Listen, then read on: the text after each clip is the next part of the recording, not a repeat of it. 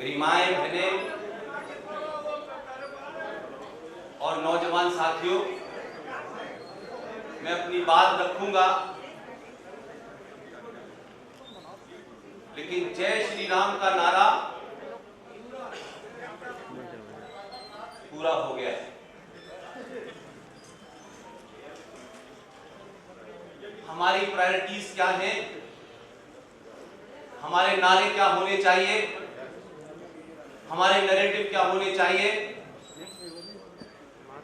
समाज के तमाम बुजुर्ग लोगों को इस तरफ ध्यान देना चाहिए।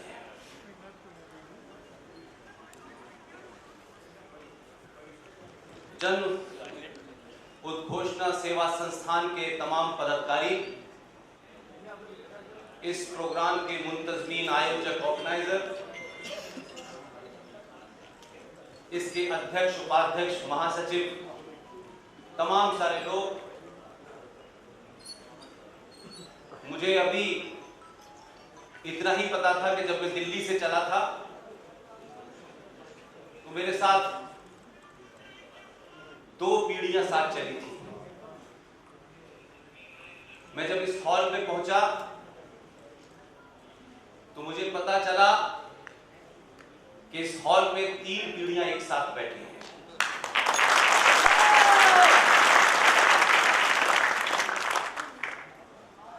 उसमें एक मंच पर है, उनके पुत्र और उनके पिताजी आपके बीच में बैठे हैं। मैं आपको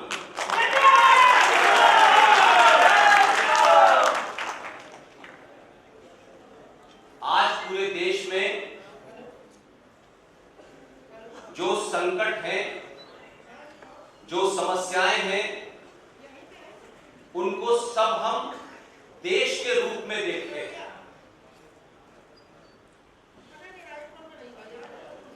और एक बेसिक कंफ्यूजन है, ये वैसे ही है किसी डॉक्टर को अगर बीमारी ही ना पता चले तो वो इलाज सही नहीं कर सकता। हमारे मन मस्तिष्क के अंदर, हमारी शिक्षा में, राजनीतिक लोगों ने, विश्वविद्यालयों में अध्यापकों ने और समाज में जो बुद्धिजीवी हैं, उन सब ने मिलके 70 साल पहले जो जघन्य अपराध किए हैं, उन अपराधों को समाप्त करने का ये समय है। और कुछ अपराध ऐसे होते हैं कि आप हथियार से किसी की हत्या कर दें, मैं उस अपराध को बड़ा नहीं मानता हूं। आप ऐसे अपराध करें कि आने वाली पीढ़ी दर पीढ़ी मानसिक तौर पे अपंग हो जाए, उस अपराध के लिए कोई क्षमा नहीं हो सकता। हम 70 सालों से झूठ बोलने, झूठ सुनने और झूठ के बारे में प्रचार करने में दुनिया के सबसे बड़े एक्सपर्ट हैं। और हमारे अंदर इतने घर कर गया है झूठ कि अगर कोई बीच में से उठ के कहे कि ये बहुत बड़ा काम कर रहा है, तो लोग कहते हैं नहीं नहीं नहीं, ये अच्छा आदमी है, आप गलत समझ रहे हैं। यानी हम खुद भी झूठ बोलते हैं और जो सच बात बोल रहा होता है उसको भी झूठा मानते हैं। 21वीं सदी के इस दौर में जब संचार क्रांति हुई, तो क्यों मेरा वास्ता पत्रकारिता से रहा है, आप सब जानते हैं। मैंने जितने साल देश में पत्रकारिता की है, करीब करीब उतने ही विदेश में की है। और भारत का सबसे प्रिय देश, सबसे प्यारा देश, जो भारत के हर जनमानस के मुंह पर है, उस पाकिस्तान में भी मैंने नौकरी की।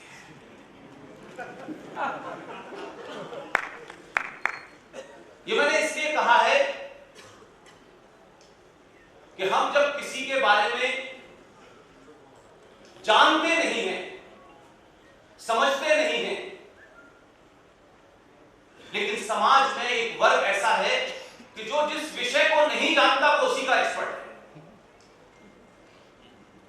इसलिए खुद भी भ्रम में है और भ्रम में रखते हैं।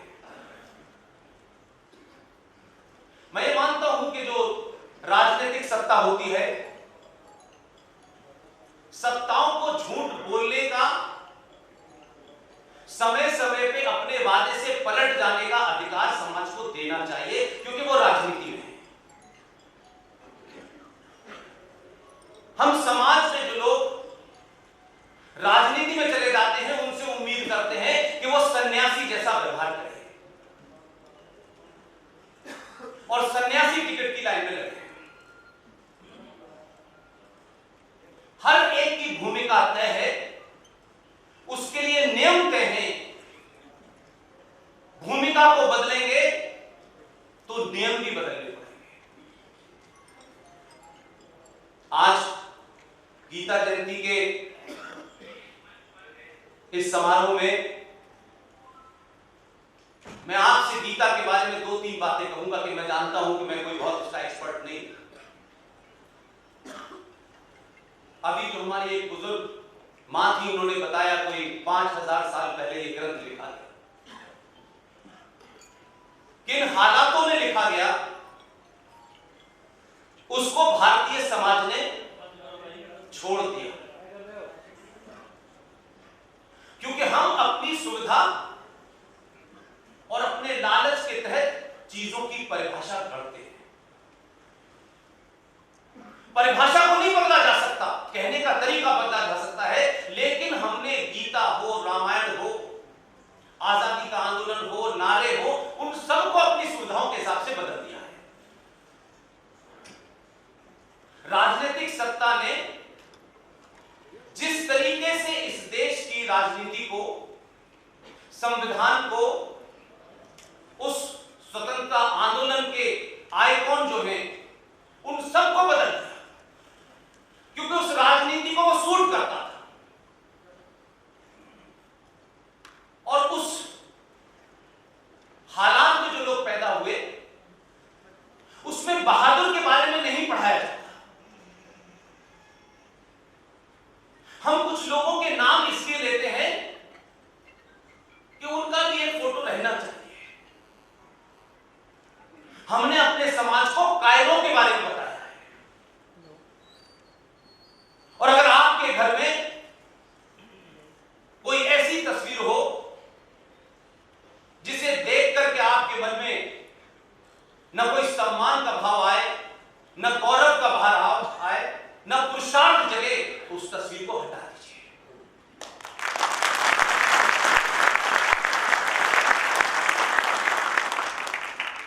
हम भगत सिंह की बात घर के अंदर करते हैं, बीच बीच में करते हैं सुविधा के लिए। सुभाष की बात करते हैं सुविधा के लिए। हम सावरकर की बात करते हैं सुविधा के लिए,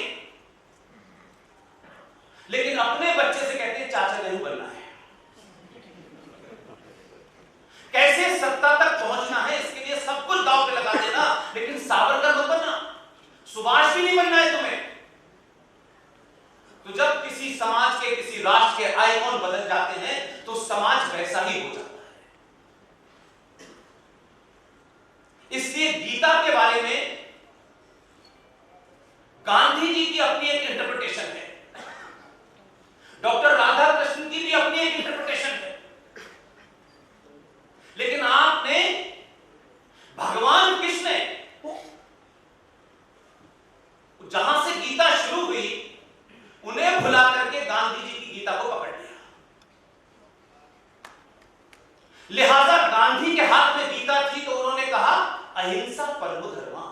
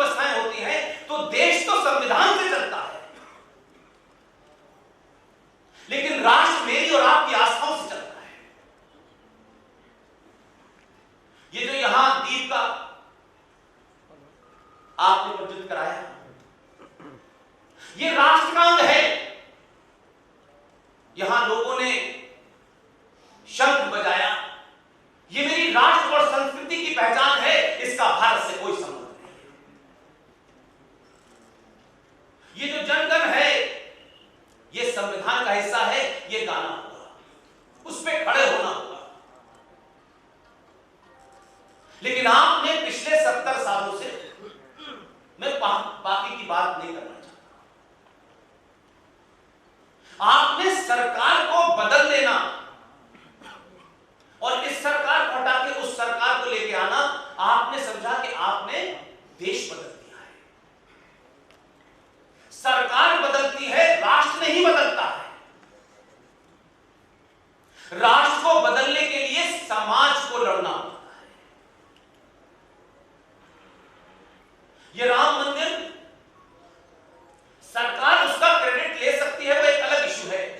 वो जिस भी राजा के दौर में बनेगा, आप कह सकते हैं इसका इतिहास में लिखा जाएगा फला राजा के दौर में राम मंदिर बना था। लेकिन मेरी चिंता दूसरी है। क्या मैं जान सकता हूं कि गुजरात के तट पर सोमनाथ मंदिर को तोड़ने के लिए क्या 50 करोड़ मुसलमान आए थे? आपके हजारों मंदिर तोड़े, मथुरा का तोड़ा, काशी का तोड़ा और 30-40 हजार तोड़े। सरकार की जिम्मेदारी नहीं है किसी मंदिर को बचाना, मंदिर की रक्षा करना समाज की जिम्मेदारी है।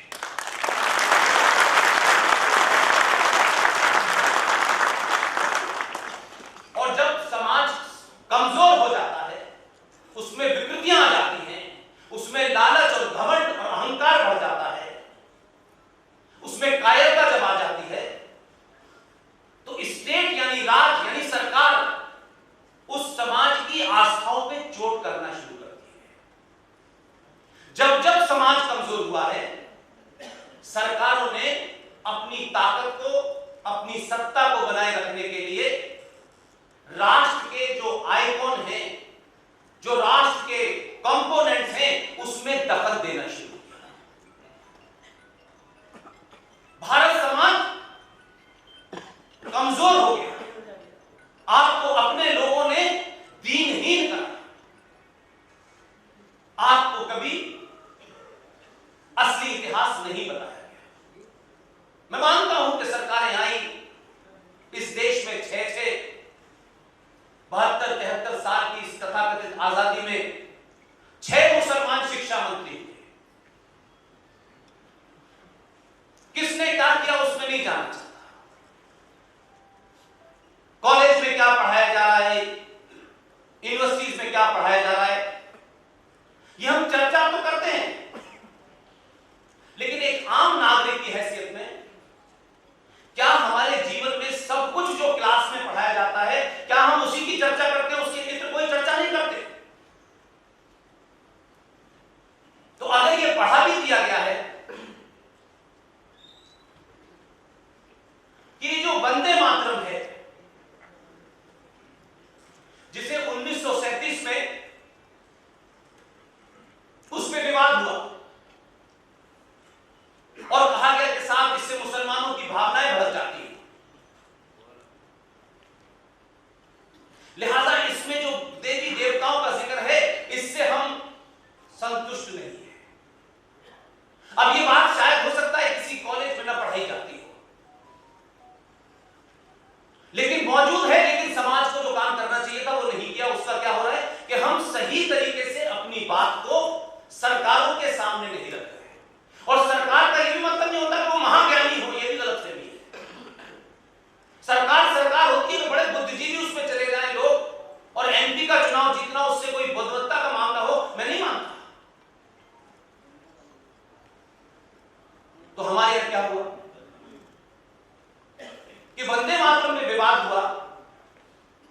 मौलाना अबुल कलाम आजाद जो मक्का में पैदा हुए थे, जिनका भारत से कोई संबंध नहीं था, जो किसी स्कूल में नहीं गए, किसी कॉलेज में नहीं गए, किसी विश्वविद्यालय में नहीं गए, वो भारत के पहले शिक्षा मंत्री बने।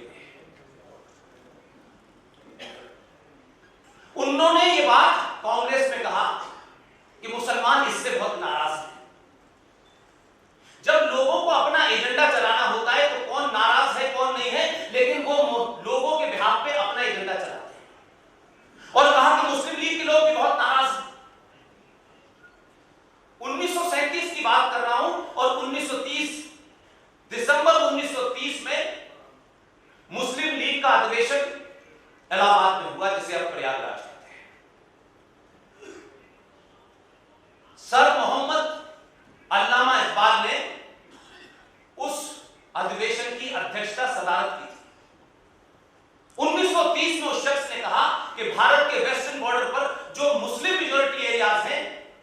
उनको अलग कर देना चाहिए।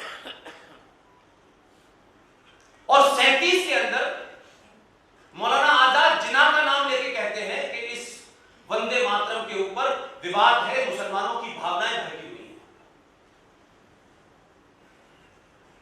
उस पे बातचीत हुई और कहा कि साहब बाकी हिस्सा निकाल देते हैं, 2 रह जाएंगे, 2 सेंटेंस ऊपर के बोले जाएंगे।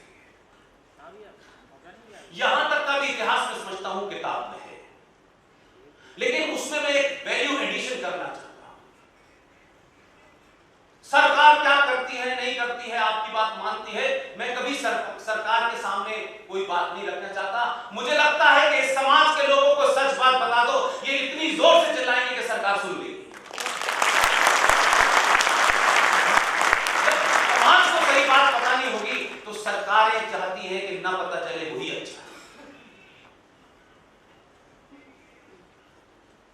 भारत आजाद हुआ तथाकथित तौर पर, आजादी का शब्द कहीं नहीं लिखा हुआ,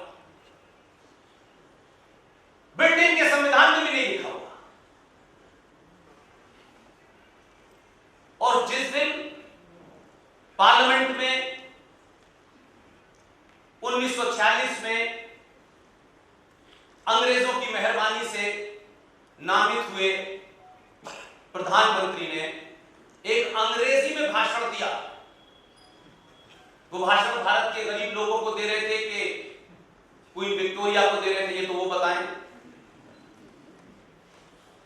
मेरा सवाल दूसरा है, भारत के गृह मंत्री ने एक टेलीग्राम भेजा देश के बहुत जाने माने संगीतकार, और यह कहा कि आपको जब भारत की आजादी की घोषणा होगी आपको भारत की पार्लियामेंट में, संसद में आना है और वंदे मातरम गाना है। यह सारा रिकॉर्ड पे है। उस संगीतकार की आप भावना देखिए। वो संगीतकार थे, ऐसे नहीं था सिर्फ उनका सितार बजाने का काम था। उन्होंने सरदार पटेल को टेलीग्राम पे कहा कि मैं संसद आऊंगा, वंदे मातरम गाऊंगा, लेकिन मेरी एक शर्त है। सरदार पटेल ने पूछा उनसे, उन्होंने कहा मैं इसी शर्त पे आऊंगा कि आप संसद में जब मुझे बुलाएं, आजादी की घोषणा के बाद भारत की संसद में जब पहला वंदे मातरम गाया जाएगा तो मैं पूरा 22 पंक्तियों का 9.5 मिनट का गाऊंगा। ऐसे लोग थे जिन्हें सत्ता से कोई पद्मश्री और पवन विभूषण नहीं लेना था। सरदार पटेल ने कहा आइए, आपकी शर्त मुझे मंजूर है। पंडित ओमकार नाथ ठाकुर उनका नाम है। वो आए, जब आजादी की घोषणा हो गई उसके बाद भारत की संसद में जो वंदे मातरम गाया गया 22 पंक्तियों का 9.5 मिनट का, मैं आजाद भारत का नागरिक हूं, मैं तो उस वंदे मातरम को मानूंगा। मैं क्यों मानूं 1937 में किसने क्या समझौता किया?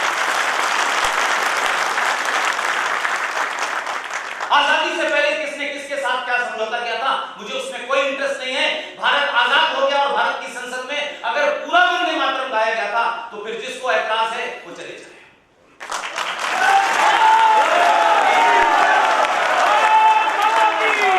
उनके ऐतराज के कारण, इन्हीं कारणों से उन्होंने मुल्क बांटा था। उन्हें भारत की आस्थाएं, सरोकार, परंपराएं नहीं अच्छी लगती थी, तो वो जहां जाना चाहते थे चले गए। लेकिन एक दूसरी चीज देखिए कि मुस्लिम लीग के एक बहुत बड़े लीडर हैं, वो यहां रह गए, बेटा पाकिस्तान चला गया। उत्तर प्रदेश के अध्यक्ष थे मुस्लिम लीग के मिस्टर लारी, वो जब ये गाया जा रहा था तो संसद में बैठे हुए थे। खलीकुज़्ज़मान, उस विश्वविद्यालय के जहां मैं पैदा हुआ, जिस विश्वविद्यालय के बारे में आपको सबको पता ही होगा, मुझे बताने की आवश्यकता है, उसी विश्वविद्यालय ने पाकिस्तान का पहला प्राइम मिनिस्टर दिया। ये सब लोग संसद में थे भारत की। यानी कितने शातिर लोग थे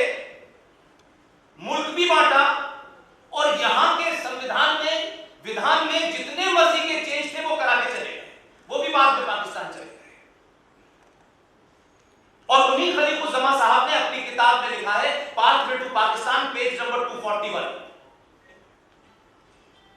वो लिख रहे हैं कि अगर अलीगढ़ मुस्लिम विश्वविद्यालय न होता तो हमारे ख्वाबों का पाकिस्तान हमें न मिलता। तो जिन्हा मौलाना आजाद, इनके बीच में आप डिबेट करते रहिए। मैं आप सबके सामने इस ईमानदारी से कहना चाहता हूं कि हम उसको कितना भी बुरा माने, कितना भी इतिहास उसको गाली इसलिए दे कि उसको गाली देने से हमारी कोई आत्मसंतुष्टि हो सकती है, जिन्हा अपने मकसद में ईमानदार था, उसने कोई चीज छुपाई नहीं। लेकिन जो यहां रह गए वो जिन्ना से ज्यादा खतरनाक थे। मौलाना आजाद की आखिरी स्पीच जामा मस्जिद की सुन लीजिएगा, क्योंकि हमारे समाज में झूठे मक्कारों, डकैतों को, बलात्कारियों को हीरो बनाया गया। यही हीरो यहां पे। ना आपने उनकी स्पीच सुनी, ना उनकी बैकग्राउंड सुनी। देश का पहला शिक्षा मंत्री जो अपने जीते जी सच नहीं बोल पाया, वो भारत की शिक्षा में सच लिखेगा। एक किताब लिखी उन्होंने अपने जीते जी, India wins freedom, written by Maulana Abul Kalam Azad. और उस किताब लिखने के बाद अपनी वसीयत में लिखा, ये देश के लोगों को अगर 1989 और 88 में भी पता चल जाता तो भी शायद समाज कुछ अपनी सोच को दुरुस्त कर लेता।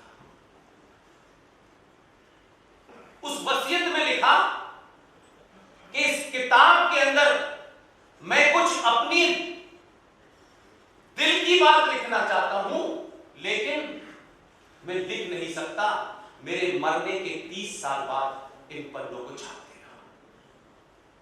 ओरिएंटल पब्लिकेशन की वो किताब थी, सुप्रीम कोर्ट में मुकदमा चला, मुकदमा जीत गए, 30 पन्ने लगा करके नई किताब आ गई। लेकिन जिस पार्टी के वो लीडर थे, उस पार्टी की महान लोगों ने, उनको लगा कि अगर ये बात लोग पढ़ लेंगे तो आरएसएस, विश्व हिंदू परिषद, ये हिंदूवादी संगठन मौलाना आजाद के बारे में कुछ कहते हैं तो कोई फर्क नहीं पड़ता, लेकिन मौलाना खुद नेहरू के बारे में क्या कह रहा है ये पता चल गया तो हमारा तो सेकुलरिज्म सड़क पे लुट जाएगा। मार्केट से किताबें गायब हो गई, लेकिन उसकी एक कॉपी मेरे पास है।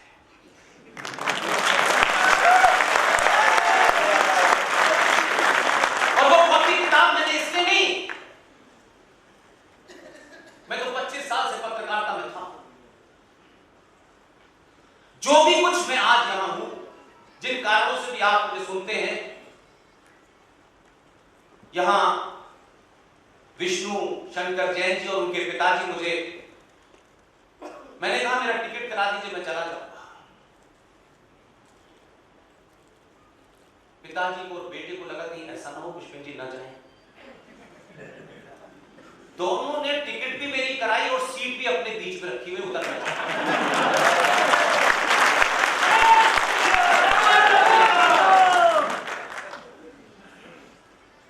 तो उस किताब में वो साहब लिखते हैं कि Nehru was wrong, Jinnah was right. ये जिससे उस 30 पन्नों का अगर जीते जी लिखते तो अपना एजेंडा नहीं लागू कर पाते, तो एक मुखौटा चाहिए था। ऐसे ही लोग चले और आपके और मेरे दौर में इस देश के उपराष्ट्रपति जो अब नहीं है, दुनिया में है, पद पे नहीं है, उनके विचार आपने सुन लिए होंगे। तो हम किताबों को भी सेलेक्टिव तरीके से पढ़ते हैं। ये जो 1946 वाली स्थिति में आपके सामने रखा हूं, ये देश इस वक्त उसी मुहाने पे खड़ा है। और शायद हमको लग रहा है कि पूरे देश में राष्ट्रवादी सरकार है, सरकार राष्ट्रवादी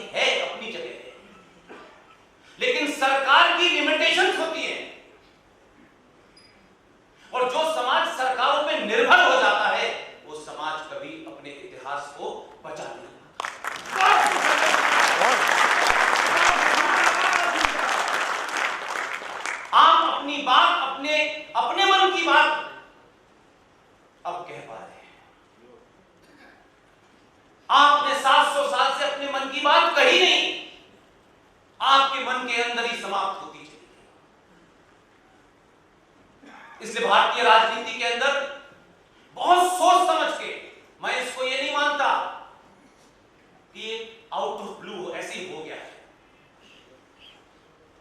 जिन लोगों ने भारतीय राजनीति और भारतीय समाज का अध्ययन किया है, बहुत सोच समझ के इस समाज की कमजोरी जो फॉल्ट लाइन है उसका ऐसा इस्तेमाल किया है कि आप हैं तो 90 करोड़, लेकिन दिखाई आप 90 लाख भी देते हैं। इसलिए एक जिसे आप हिंदू समाज कहते हैं, अभी कुछ दिन पहले ही कैप्टन सिकंदर रिजवी मेरे बहुत पुराने दोस्त हैं, और ये उस वक्त जब ये मेरे दोस्त नहीं थे, मेरी संबंध में आगे बिगड़े नहीं थे, ये तब राम मंदिर में कार सेवा कर रहे थे 20 साल पहले। तो सबसे बड़े महंत थे, उनके साथ इन्होंने काम किया। मैं अक्सर इन्हें कहता हूं आप मुसलमान हैं, कहते मैं मुसलमान नहीं, मैं शिया हूं।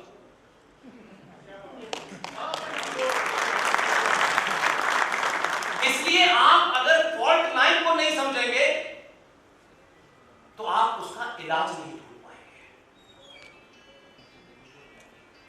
आपने सरकारें बनाई, सरकार के केंद्र में एक कम्युनिटी जिसे मुसलमान कहते हैं, यह हर सरकार के केंद्र में रहता है,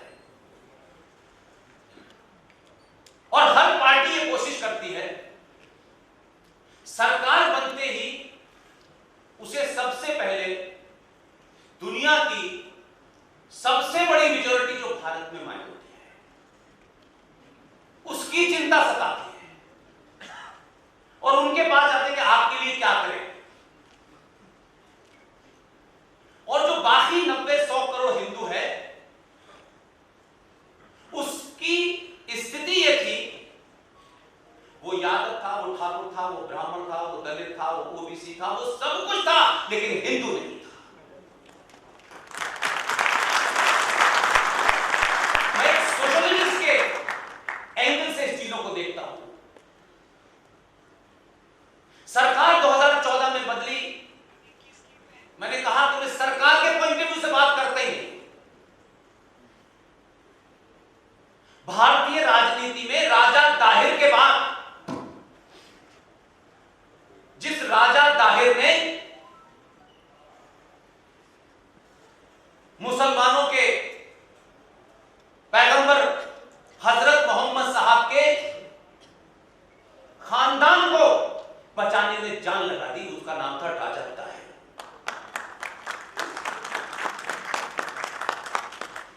और जो मोहम्मद बिन कासिम था, जिसने सिंध पे हमला किया, प्रॉफिट मोहम्मद के खानदान को मारा, उनकी हत्याएं की, वो पाकिस्तान का आइडियल है, हीरो है, और इस्लामिक मुल्क है। तो ये लड़ाई प्रॉफिट मोहम्मद के दामाद अली साहब को, उनकी बेटी फातिमा को, उनके नवासों को हत्या करने वालों और उनके बचाने वालों के बीच है।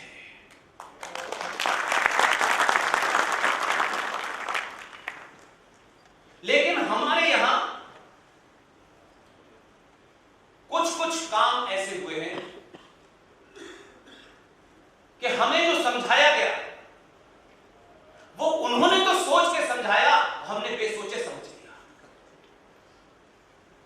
जो प्रॉफिट मोहम्मद के सगे नहीं हुए, उनके दामाद के सगे नहीं हुए, उनकी बेटी का जिन्होंने कत्ल किया, उनके नवासों का जिन्होंने कत्ल किया, उनसे आप कहते हैं हम भाई भाई हैं। आप किससे भाई भाई हो सकते हैं? नहीं हो सकते। आप कुरान पढ़ते नहीं, आप छोटे भाई का पजामा बड़े भाई का कुर्ता पहने हुआ किसी मुसलमान की कहानी सुन लेते हैं, और आपको लगता है यही चलता फिरता इस्लाम है, वो सबसे बड़ा फ्रॉड है। जब तक आप किसी चीज की स्टडी न करें, उस पर राय न बनाएं। हमारी राजनीतिक व्यवस्थाओं ने और बहुत सारे संगठनों ने, हमने जब यह काम शुरू किया तो चाहे major general colonel R Singh साहब हो, सुशील पंडित हो, ललित अंबरदार हो, अंकुर शर्मा हो, कैप्टन रिजवी हो, सुशील पंडित हो, हमने सिर्फ एक ही एजेंडा लिया, कोई संगठन नहीं हमारा। जिस वक्त मैं आपसे बात कर रहा हूं इसी वक्त वो सातों अलग अलग जगह कहीं हैं। हमने कहा समाज को सही बात तथ्यों और रेफरेंस के साथ बता दो, ये समाज अपने आप तय कर लेगा करना क्या है।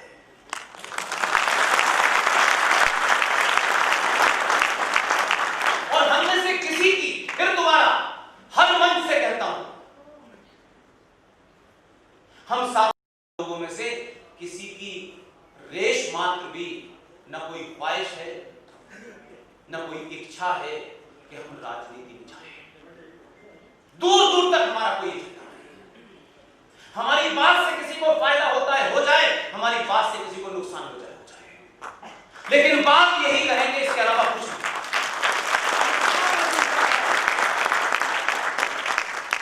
इसलिए कि हमारी भूमिका किसी राजनीतिक दल या संगठन की नहीं,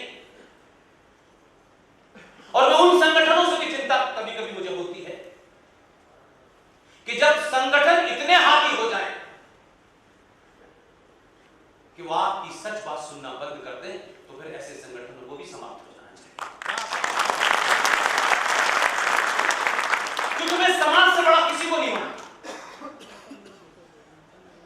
इसलिए समाज के अंदर सच कहने की हिम्मत होनी चाहिए। अगर लालच है, कोई कायरता है, तो आप सच नहीं बोलेंगे। हर शब्द आपका किसी को खुश करने के लिए होगा। मेरी बातों से 90% लोग नाराज होते हैं, कल होते हो आज हो जाए, मैं यही कहूंगा। इससे कौन बहुत बड़ा है कौन छोटा है कोई फर्क नहीं पड़ता। मैं जहां से आया हूं वहां ज्ञान में जो भी बड़ा हो, चाहे उम्र में कितना छोटा हो, उसके पैर छूने चाहिए। पदों से कोई बड़ा नहीं होता मेरे भाई। विष्णु शंकर जैन साहब के पिताजी आपके साथ बैठे हुए हैं। ये चलता फिरता इंसाइक्लोपीडिया है, ये चलता फिरता एक इंस्टीट्यूशन है। इस इंस्टीट्यूशन से आज की जनरेशन को सीखना चाहिए। समाज के हर उस आदमी को जो इनके अंदर प्रतिभा है, जो इन्होंने लड़ाइयां लड़ी हैं, उसे कैसे जीता जाता है, इस हुनर को अगर सीखना है तो श्रीमान हरिशंकर जैन साहब को सुनना, इनको पढ़ना चाहिए, गूगल पे जाके ढूंढना चाहिए। यह आपकी तर्क शक्ति को इतना मजबूत कर देंगे कि चीफ जस्टिस भी इनकी बात को राम मंदिर के मामले में कहता है, आप जो बात कह रहे हैं वो तो मुझे भी नहीं पता थी।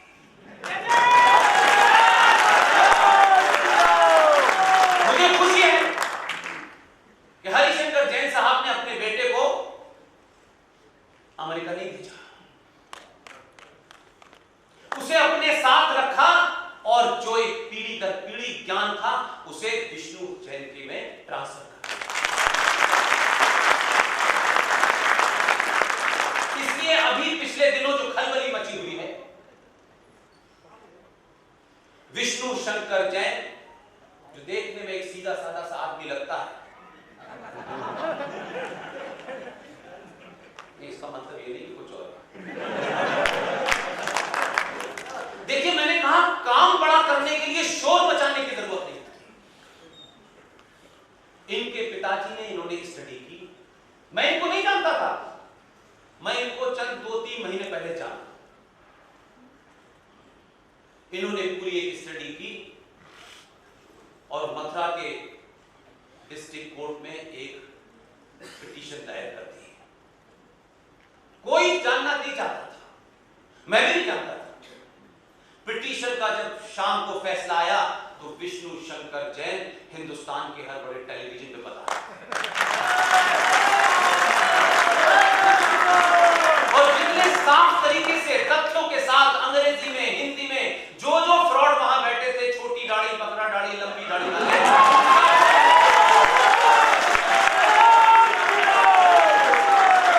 बहुत सारे आए थे वहां। हम तो भाई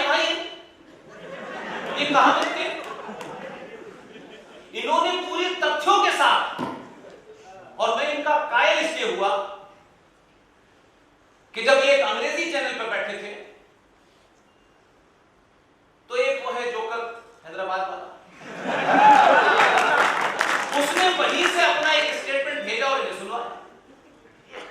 इन्होंने जो तर्क दिया लॉजिक, रीजन और फैक्ट के साथ, शाम की डिबेट में उनका एक रिप्रेजेंटेटिव आके बैठ गया। जब इन्होंने उसका मुंह बंद किया तो बोला कि देखिए आप पुरानी बातें करने से क्या हमें तो आगे बढ़ना चाहिए। तो आगे तो बढ़ रहे हैं। अब तुम्हारी ख्वाहिश आगे नहीं बढ़ रहे, देश की ख्वाहिश आगे बढ़ रही। इसलिए मैं हर सभा में कोशिश करता हूं, मैं किसको जानता हूं नहीं जानता हूं, उसकी जाति क्या है, वो किस पार्टी को वोट देता है, मेरा ये एजेंडा ही है। आपको जिसकी सभा अच्छी लगती हो, खासतौर से उनकी जिनके नाम पे ये सभा है और वो शब्द वो बोल ही नहीं पाता, अगर वो भी अच्छे लगते हो उनकी सभा में जाओ एंटरटेनमेंट के लिए, लेकिन वोट उन्हीं को देना जो राष्ट्र बचाने के।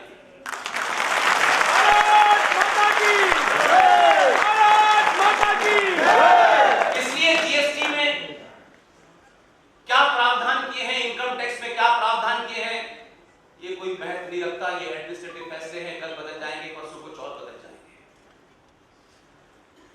आपके सारे रास्ते बंद कर दिए पिछले 1.5 साल, पिछले 70 साल की राजनीति।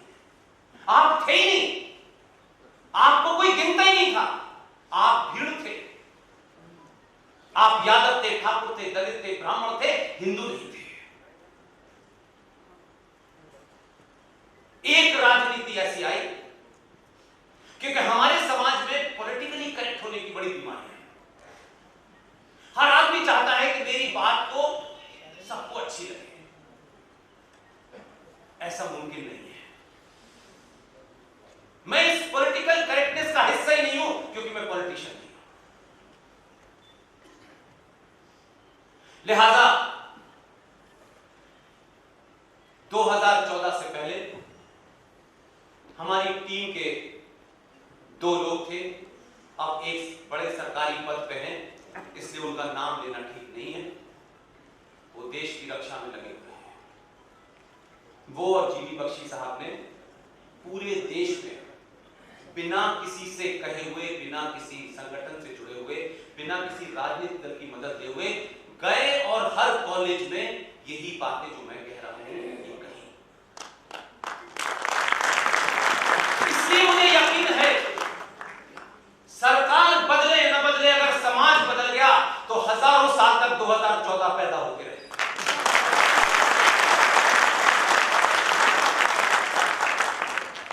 इसलिए समाज को बदलना, समाज को बदलने के लिए कोई नए किस्म का लिबास नहीं पहनाना है।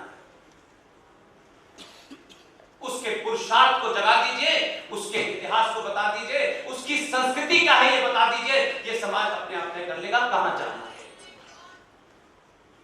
इसलिए 2014 से पहले आप राजनीति के सेंटर में थे ही नहीं।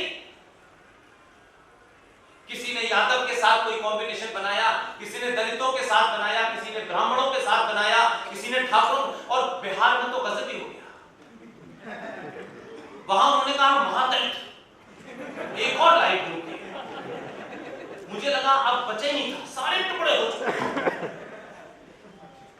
एक आदमी, एक राज, एक समाज ने जो 1947 में इस देश में गुजरात से एक आदमी को भेज करके जो गलती की थी, 2014 में उस राज ने उसका प्रायश्चित कर लिया।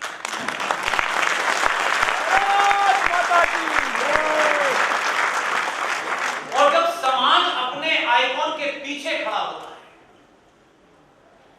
बदलाव आपके सामने है, इसे पॉलिटिकल एंगल से मत देखिए। आपके अंदर जब ये बोध हुआ कि हम हैं कौन यार,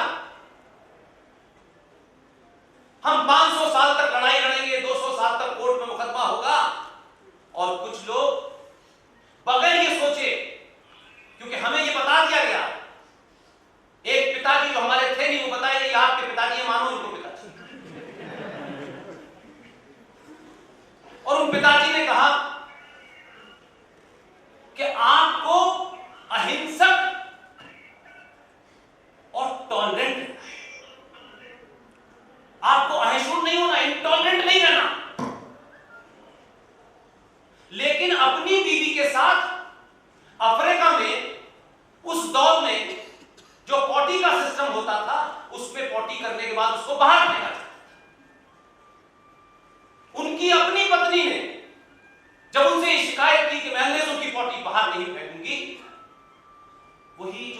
हिंसा के पराकाष्ठा पे थे। उन्होंने अपनी बीवी का हाथ पकड़ के घर से बाहर निकाल दिया। उस बीवी ने रोते हुए कहा कि मैं इस देश में कहां जाऊंगी, आप क्या मुझे इसीलिए लाए थे? जो अपनी बीवी के इस बिहेवियर के प्रति टॉलरेंट नहीं था, उसने देश को कहा कि आप टॉलरेंट हो जाइए। आप श्रद्धांजलि की हत्या को इसलिए एक्सेप्ट कर लीजिए कि जो रशीद ने मारा है उसमें गलती श्रद्धांजलि की है, रशीद की नहीं है। इस पूरे समाज के पुरुषार्थ को समाप्त कर दिया। इसलिए ही ऐसे लोग शिक्षा व्यवस्था में बैठाए गए जिन्होंने कहा Shivaji is a mountain rat, एक पहाड़ी चूहा। ये किताब आज पढ़ रहे हैं, अभी हटी नहीं है। इसलिए किताबों के बदलाव से ज्यादा जरूरी है कि किताबों में क्या लिखा है छोड़ दीजिए, घर बदल दीजिए। तो जब आप माउंटेन रैट पढ़ेंगे तो आप शिवाजी की गाथा नहीं पढ़ सकते, आप सुभाष की गाथा नहीं पढ़ सकते। और उन्होंने तो इतना सख्त इंतजाम आपका करके गए हैं वो कि जिस सुभाष के बारे में हम आज इतनी चर्चा हो रही है, जीडी बख्शी के नेतृत्व में अगर ये काम हम लोगों ने किया होता तो आईएनए क्या है, 3 लोग जीवित हैं अभी उनके, जो सुभाष बाबू के साथ 3 लोग जीवित हैं। एक का 100 साल का भी जन्मदिन मनाया है और मुझे दिल्ली लौटने के बाद जाना है। सुभाष 1943 में भारत की आजादी की घोषणा करते हैं, करेंसी जारी करते हैं, बैंक जारी करते हैं, लेकिन आप सोचिए कि 47 पे पहुंच पाते उससे पहले सुभाष गायब। उस दौर के रशिया को सोचिए, यूएसएसआर कहा जाता था, आज तो वो 27 टुकड़ों में टूट गया।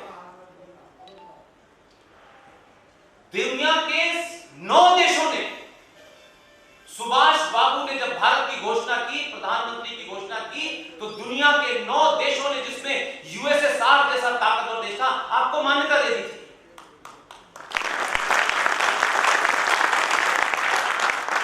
लेकिन नहीं, उस बुज़दिल, डरपोक, लालची, कायर और झूठे मक्कार लोगों ने सुभाष को समाप्त कर दिया। सन 1958 तक सुभाष बाबू के घर की जासूसी होती थी, उनके वंशज जिंदा हैं। इस देश में नेहरू या गांधी बनना बहुत आसान है, बहुत आसान है। अगर मुश्किल है तो गॉड से बनना मुश्किल है।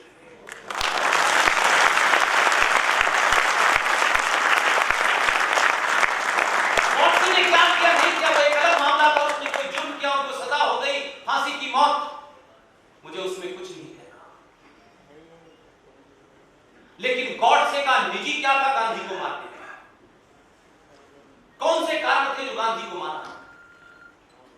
एक सभ्य समाज में किसी की हत्या जायज नहीं ठहराई जा सकती, इस बात से एग्री करता हूं मैं। लेकिन अगर हत्या हो गई तो क्या इस समाज को नहीं था ये था कि गॉडसे ने उसको क्यों मारा? क्या किसी मजहब के कारण मारा, निजी दुश्मनी के कारण मार दिया? ठीक है, घटना घट गई, लेकिन क्या इस देश में किसी ने पूछा कि वो कोर्ट में दिया हुआ बयान जो रिकॉर्डेड है वो गॉडसे का क्या है, वो बताओ? क्यों छुपाया गया? वो हत्याओं का सिलसिला जो लोग आज प्रधानमंत्री बनने के लिए जब तक एक बलि न चढ़ जाए तब तक उस परिवार का आदमी प्राइम मिनिस्टर बनते ही। सुभाष गए तो कौन बना में नाम? उनकी मृत्यु हुई तो बलि दी गई लाल बहादुर शास्त्री की, तब बेटी बनी। मां की बलि हुई तो बेटा बना। बेटे के बाद अब बलि देने के लिए कोई तैयारी नहीं, और आप बलि नहीं दे इसलिए परिवार का आदमी बन नहीं। कोशिश तो की आपने, राजेश पायलट की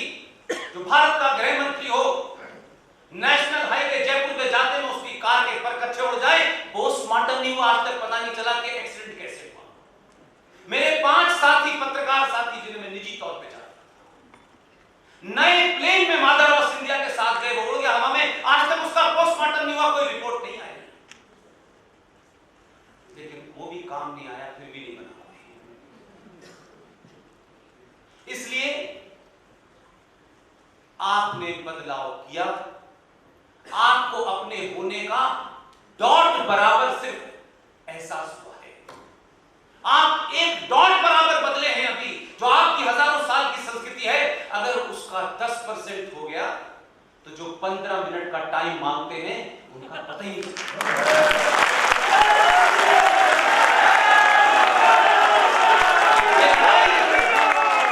हथियारों की लड़ाई नहीं है, हथियार से कुछ लोगों की हत्या की जा सकती है, हथियार से किसी को डराया जा सकता है।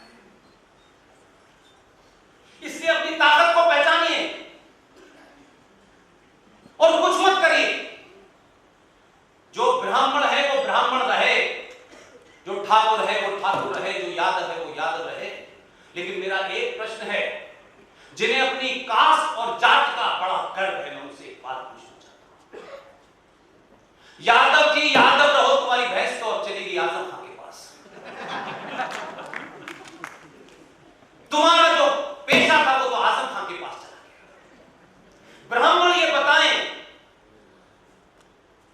कि वो अपने ब्राह्मण होने पे किस बात पे गर्व करते हैं। शास्त्रों की रक्षा करने वाले ब्राह्मण कहां हैं? जिन्हें अपने राजपूत होने का शौक था, वो राजपूती तलवार कहां है? ये जाति के नाम पर राजनीतिक सत्ता तक तो पहुंच सकते हैं, लेकिन क्या अपने शास्त्रों को बचा पा रहे हैं? क्या अपने मंदिरों की रक्षा कर पा रहे हैं? कहां है वो वीर लोग जिन्हें आप क्षत्रिय कहते हैं? वो क्षत्रिय रहे, लेकिन क्षत्रिय होने का धर्म तो निभाएं। इससे जाति बुरी चीज नहीं है, उसकी इंटरप्रिटेशन ऐसी की गई है, उसमें ऐसा लगता है कि जो जिस घर में पैदा हो गया वो उसकी जाति हो गई। ऐसा कोई नहीं। हर वो आदमी ब्राह्मण है जिसने अपनी इंद्रियों के ऊपर कंट्रोल कर लिया। जो ज्ञानी है वो ब्राह्मण है, वो किस घर में पैदा हुआ ये महत्वपूर्ण नहीं। आज भी तो हम कहते हैं ये पत्रकारों की बरादरी है, ये डॉक्टरों की बरादरी है, ये इंजीनियरों की बरादरी है, कई सौ साल बाद ये भी कम्युनिटी बन जाएगी। जो व्यवस्था पूरी दुनिया में, यानी फ्रेंच रेवोल्यूशन के बाद की भी जो व्यवस्था है, उस सब फेल हो गई। जो आपकी गुरुकुल की प्रणाली थी, उसका मैच आज तक नहीं हुआ। दुख है इस बात का। हजारों सामाजिक संगठन हैं, समाज बदलने की बात करते हैं, लेकिन इस आधुनिक भारत में सरस्वती गवर्नमेंट स्कूल खुला हुआ है और खोल के बड़े शान से बताते हैं। इसलिए जब तक किसी जमीनी चीज का आपको पता ना हो, कृपा करके जो लोग भी आज इस हॉल में बैठे हैं, कुछ जो बातें मेरी तथ्यात्मक लगे, रेफरेंसेस आपको ढूंढने हो, मैं वो भी दूंगा। इस सभा के सफल आयोजन का मेरे लिए एक ही मकसद है कि वो पहले कन्विंस हो कि मैं क्या कह रहा हूं। मेरी बात झूठ लगे तो आप मुझे चाहे फेसबुक पे हो, चाहे मेरे ईमेल पे हो, चाहे मेरे फोन पे हो, मुझे बताएं, मैं उसे सही करूंगा। लेकिन 5 लोगों को ये समझाए हम ये थे और यहां पहुंच गए। हम अनजाने में जहर खा रहे हैं और समझ रहे हैं कि हम बहुत बड़ी चीज खा रहे हैं। आपके देश में स्वच्छता अभियान चल रहा है। रोज सुबह सुबह आपके मोहल्ले में स्वच्छता अभियान वाला एक कैलाश खेर का गाना आ जाता है। हम सबको गंदगी से नफरत करनी चाहिए। उस गंदगी के प्रति हमें जीरो टॉलरेंस होनी चाहिए। लेकिन वो गंदगी है, कोई उठाएगा, ले जाएगा, समाप्त हो जाएगी। लेकिन इस समाज के अंदर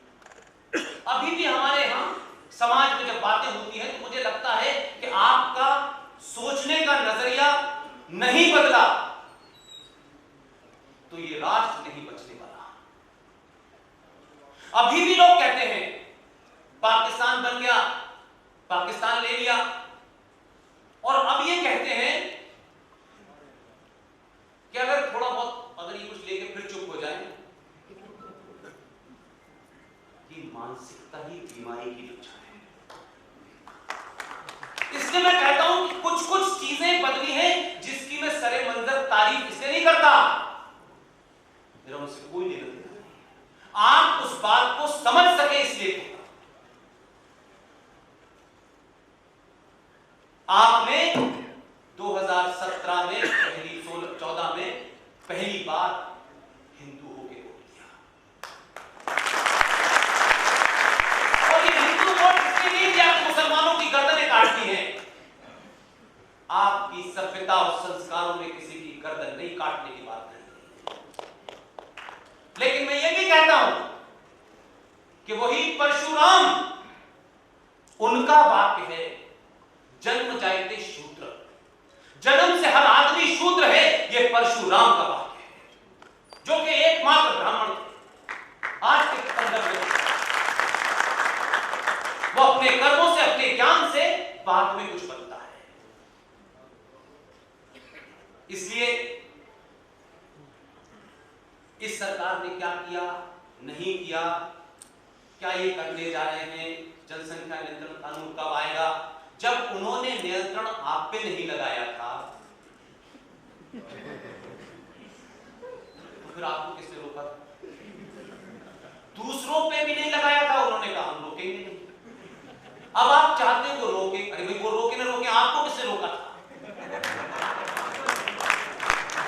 कोई कानून बना था कि हम तो हमारे तो आप ही के होंगे, उन्होंने कहा आप मानते हैं हम तो हमारे तो, उनका नारा है हम तो हमारे तो, बाकी तुम गिन लो। अब उनका नारा है, आप कहते हैं नहीं कानून लाओ। भाई साहब कितने हमेशा पैदा करोगे, घर घर जाके कहां हो रहा है, कहां चेक करोगे, तीसरा हो गया, चौथा हो गया, कैसे चेक करोगे? कोई प्रोविजन है? जिनका एजेंडा ही यही है कि लोकतंत्र में, पूरी दुनिया में जहां जहां लोकतंत्र है वहां डेमोग्राफी चेंज करके मामला बदला है, और जहां जहां लोकतंत्र है वहीं इस्लामिक ताकतें अपने वर्चस्व को बना पाती हैं। पूरे 57 देशों में कोई लोकतंत्र नहीं है। पकड़े गए, जुमे की नमाज के बाद गर्दन अलग, सपा। लेकिन यहां पे जो लोग हैं वो कहते हैं यहां लोकतंत्र ही नहीं है। दो चार को वहां भेजो तो पता चले लोकतंत्र क्या होता है। इसलिए 2014 और 2019 के बाद भारत राष्ट्र को, दोनों बात में फर्क समझिए, मैं देश की बात नहीं करता। देश की एक टेरिटरी है, उसे सेना बचाएगी, देश के अंदर का नियंत्रण पुलिस करेगी, कानून व्यवस्था अपना काम करेगी, एक संविधान है, एक संसद है। ये देश चलाने आए हैं, हर सरकार देश चलाती है, वो राष्ट्र चलाने नहीं है, क्योंकि राष्ट्र का बोध समाज ने किया ही नहीं। और जब आपको राष्ट्र का बोध हुआ तो आपने 2014 में 283 सीटें देके जिनको भेजा, उनसे कहा कि सड़कें बहुत साल से बन रही हैं, हवाई जहाज बहुत साल से बन रहे हैं, जीएसटी कम हो गया, लाभ होगा, हमें नहीं पता, अगर कोई कमी रह गई है तो हमें बताना। उन्होंने कहा कमी है, आपने उस कमी को 2019 में, और जब आप इस बात को समझते हैं कि सत्ता पे जिनको बिठाया है वो मेरा काम, आपका काम, इस जाति का काम, उस जाति का काम, ये बहुत तुच्छ और बहुत छोटी सी चीज है। उनको ये एहसास हो गया कि भारतीय जनमानस ने मेरे भागने के सारे रास्ते बंद कर दिए। अब मेरे पास कोई तर्क नहीं, कोई लॉजिक नहीं। ये मैं इसलिए नहीं कर सकता कि यहां बहुमत में 2 कम है, यहां 2.5 कम है, यहां 1 कम है, करना। और जब उनको ये अंदाजा हो गया कि हमें, वो राष्ट्र प्रधानमंत्री है, वो गृह मंत्री हैं, उन्होंने संविधान की शपथ खाई हुई है, इसलिए उनको पूरा अधिकार है ये कहने का कि उन्हें 130 करोड़ लोगों ने वोट दिया है। मैंने न शपथ ली है, न शपथ लेने का मेरी ख्वाहिश है। 100 करोड़ हिंदुओं ने वोट दिया इसलिए सरकार की।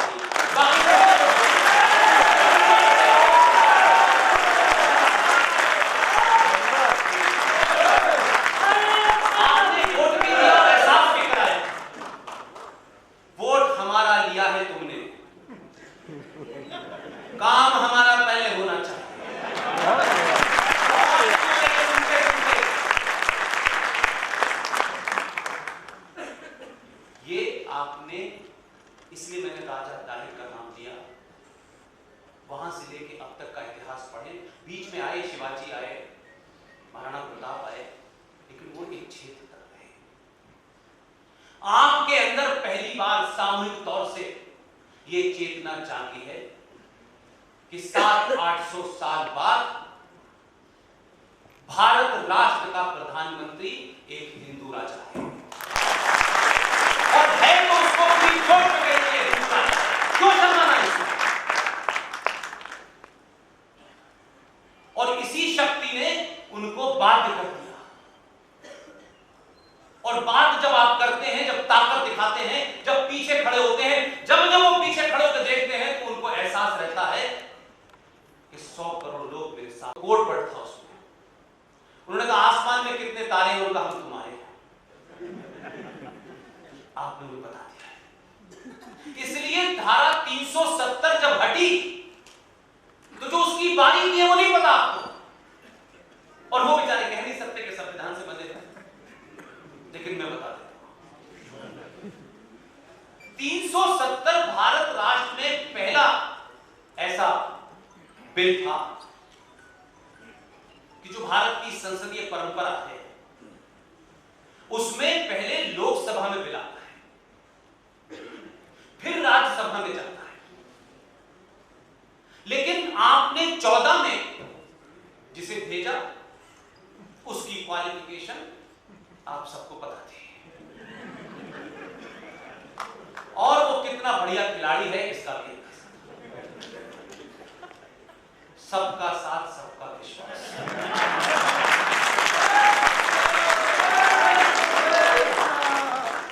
ये नारा जब वो अब लगाता है तो कुछ लोगों के पैर कब पानी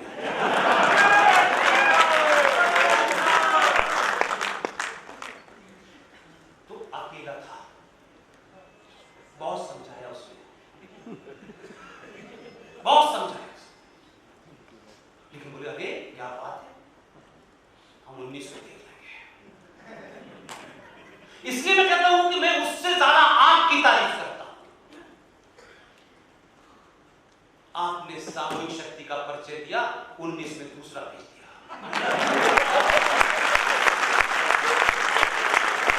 और दोनों खिलाड़ी एक की क्वालिफिकेशन बायोडाटा के तहत पता चली, दूसरे की तब पता चली जब चिदंबरम अंदर गया, बोले इसने भी अंदर किया था। मैं ये बात इसलिए कह रहा हूं कि राजनीति के जो नियम हैं वो किसी किताब में नहीं लिखे। हर सेकंड हर घड़ी राजनीति बदलती है, एटर्नल नहीं रहती। और उसके बाद उत्तर प्रदेश से बहुत आवाजें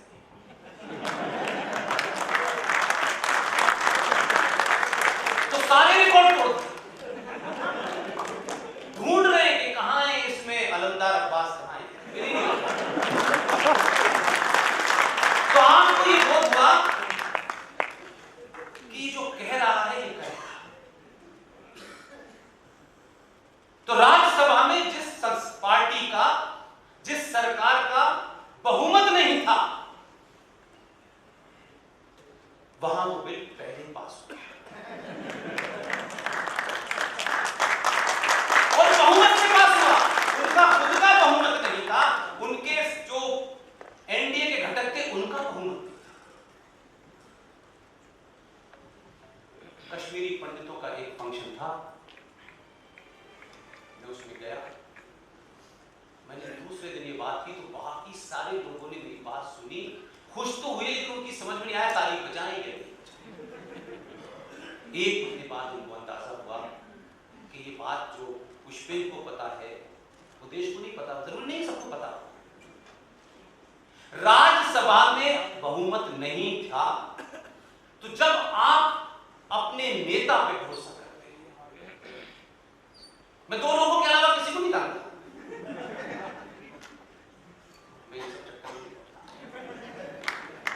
दो लोगों को जानता हूं,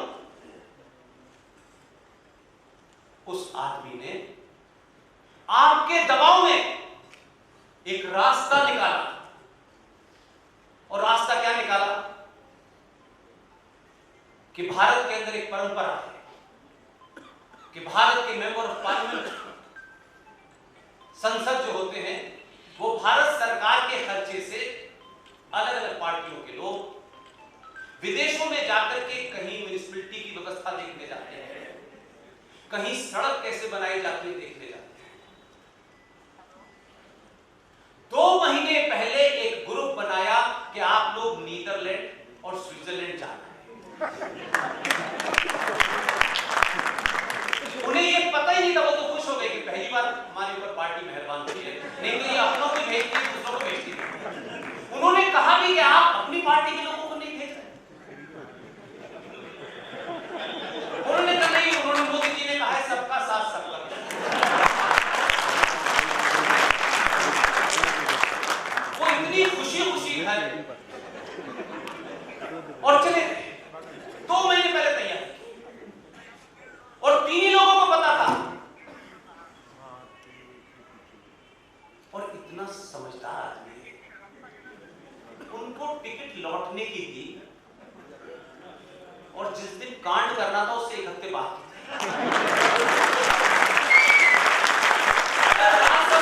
आया तो लोग बोले ये क्या हुआ। तो जो इस हॉल, जिनके नाम पर ये हॉल है, जो इसका उच्चारण नहीं कर पा रहे थे, वो पलट के पीछे देख रहे थे कहां गए वो लोग, ढूंढ रहे थे कहां गए, मिले ही नहीं। 1 हफ्ते बाद वो आए तो अब तो खेत लुट चुका था। तो मैं ये बात सिर्फ इसलिए कह रहा हूं, सरकार चुनते वक्त सन्यासी मत चुनिए। सरकार के लिए अहिंसा शब्द नहीं बना है, ये सन्यासियों के लिए बना है। ये सन्यासियों का काम है अहिंसा। राज सत्ता जिस दिन अहिंसक हो जाएगी तो पाकिस्तान से गोली चलेगी, यहां का फौजी मंत्र करने लगेगा कि नहीं साहब हम तो अहिंसक हैं। पुलिस बदमाश को नहीं पकड़ेगी क्योंकि वो टॉलरेंट है। इस समाज को 70 सालों के बाद एक ही फॉर्मूला है सिर्फ, इस समाज को इंटॉलरेंट होना है। हम उस बात के लिए इंटॉलरेंट होना है क्योंकि आपके देवी देवताओं को अगर आप देख लें, वो भी समय समय पर इंटॉलरेंट हुए, और जब जब इंटॉलरेंट हुए तभी समुद्र में जाने का रास्ता है। इन मंत्रों के उच्चारण करने से घर में शुद्धि तो होती है, राष्ट्र नहीं होती है। इसलिए जिन्हें अपने घर चलाने हैं, जिन्हें परिवार चलाने हैं, वो रामायण पढ़े, और जिन्हें राष्ट्र चलाना है वो गीता पढ़े।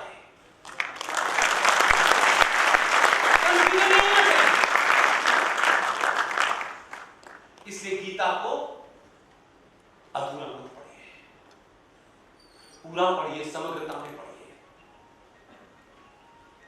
एक आपके यहां आपके प्रदेश में बहस चली, ये बात मैं आपके सामने कह के जा रहा हूं कि ये इत्तेफाक से वो जज जीवित हैं, अच्छे हमारे बुजुर्ग हैं, मित्र हैं। आप ही के प्रदेश में हाई कोर्ट के जज थे, विष्णु शंकर जैन जी, और उनके पिताजी जानते हैं। एक बार ऐसे ही उनका फोन आया, उन्होंने मुझे पूरी बात बताई। मुझे तो अपने मतलब की बात समझ में आ गई, मैंने कहा बाकी छोड़ दीजिए, मुझे कुछ नहीं करना। ये मैं इसलिए कह रहा हूं कि उत्तर प्रदेश के नागरिकों, यहां के गणमान्य लोग, बुद्ध जी भी मेरे बुजुर्ग हो, आपके हाथ में थाली में सजा के कोई खाना दे दे तब भी आप नहीं खाना चाहते हैं। 2011 में इलाहाबाद हाई कोर्ट ने, जस्टिस श्रीवास्तव साहब ने एक फैसला दिया, डिबेट हुई उसके ऊपर। गीता जो है वो राष्ट्रीय ग्रंथ है। मुसलमानों ने और ईसाइयों ने ऑब्जेक्शन उठाया, उनके सारे ऑब्जेक्शन सुने गए और कहा कि साबित करें कि गीता कोई हिंदू सनातन का ग्रंथ है। लंबी बहस के बाद दोनों ने सरेंडर करा, माना कि नहीं, इसका हिंदू से कोई संबंध नहीं है। आपके प्रदेश में इलाहाबाद हाई कोर्ट ने 2011 में यह जजमेंट दिया कि गीता भारत का ग्रंथ है। सुप्रीम कोर्ट में चैलेंज करने की हिम्मत नहीं हुई मुसलमानों की।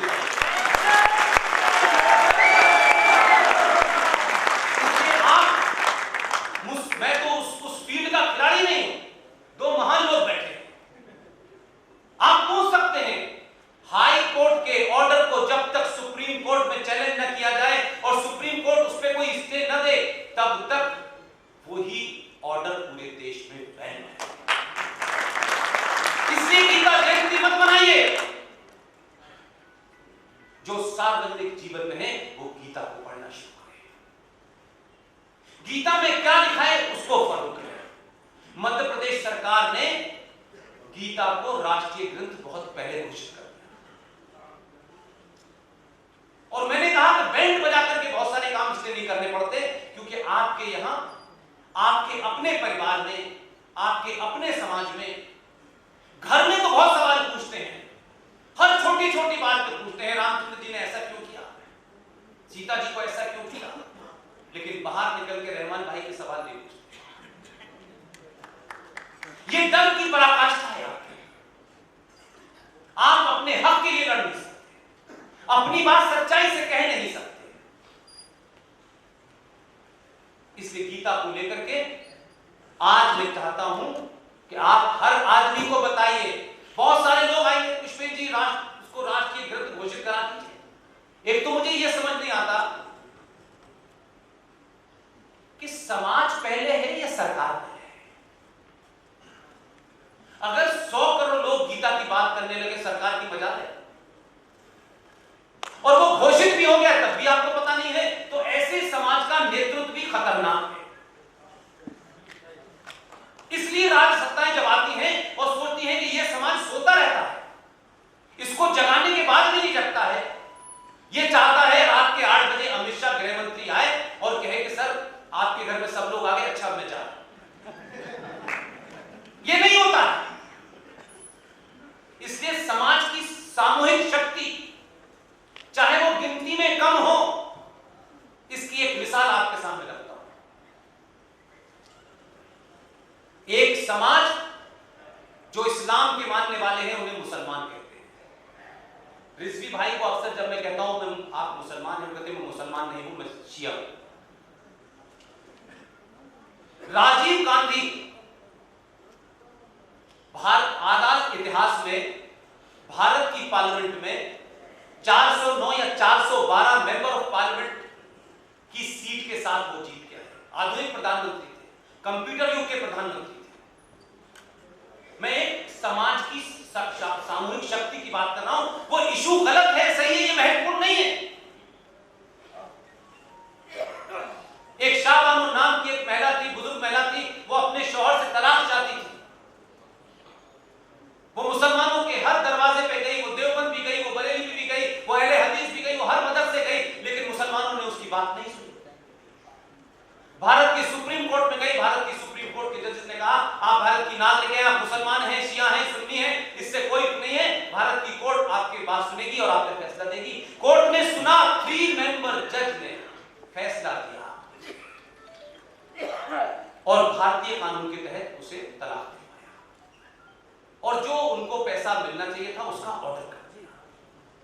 अब एक समाज की, एक मजहब के मानने वालों की सामूहिक ताकत का अंदाज है। वो ये जानते थे कि आज तो शाबानो है, कल रिहाना बानो होगी, परसों शाबाना होगी, तो ये सिलसिला अगर शुरू हो गया तो हमारे घर में ही क्रांति हो जाएगी। इसलिए आप सोचिए कि 409 सीटें लेकर के आने वाली इतनी ताकतवर सरकार के सामने इतना जबरदस्त दबाव बनाया। आप 100 करोड़ हैं, वो उस वक्त 20-22 करोड़ थे। इतनी ताकत का मुजाहिरा उन्होंने प्रदर्शन किया कि भारत की पार्लियामेंट ने 3 जजों के फैसले को पलट दिया।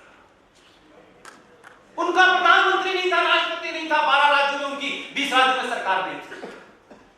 आप 100 करोड़ हैं, ना आपकी सामूहिक शक्ति है, ना आप फैसला अपने हक में करा सकते हैं, ना इस देश के संविधान के हिसाब से करा सकते हैं। इसलिए इस समय यह ड्राइव निकालता हूं कि सामाजिक शक्ति बड़ी होती है, राज्य सत्ता बहुत छोटी होती है। समाज को सामूहिक तौर पर प्रतिकार करना आना चाहिए।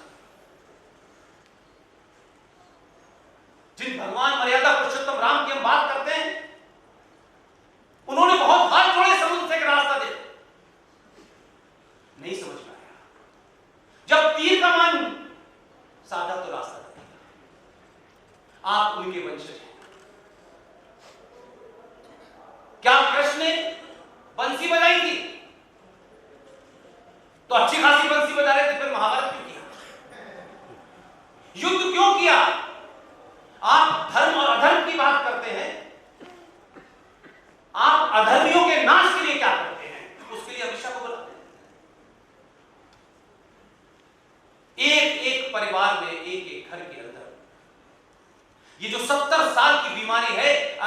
समाज अपने पुरुषार्थ को हासिल करना चाहता है, अपनी संस्कृति को, अपनी सभ्यता को, अपने सरोकारों को, अपनी आस्थाओं को प्राप्त करना चाहता है, तो एक एक दिन बहुत कम है।